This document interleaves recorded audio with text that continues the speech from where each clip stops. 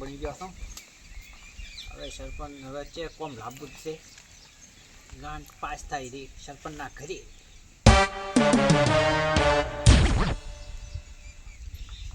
Hello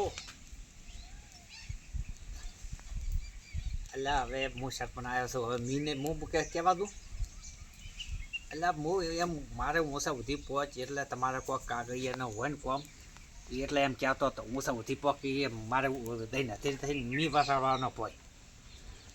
હવે હું એમ કરી પેલા અંબાલા કાકાને ફોન કરી એ હીરા દબર આગાહી આલે છે એને ખબર હશે બધી.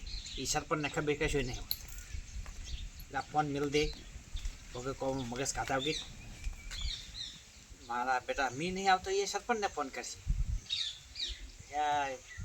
હું કોઈ સરપંચને મજા આવી ગયા તો સરપંચને કોઈ મજા નથી ગમનો તરા હતી મારા બેટા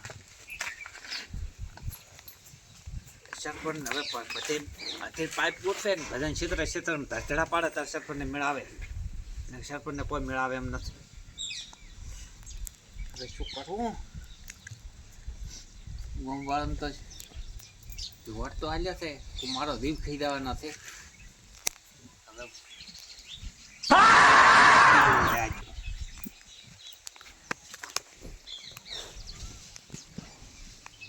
એટલે તાર ડોસી થતી રહ્યો કે સરપંચને તેડવા દવાની એટલે વટાલ્યા છે કોઈ તાર ડોસી સારું થઈને જ તે મને વટાલ્યા છે તાર ડોસી તેડવા દાવા સારું થઈને જ વટાલ્યા.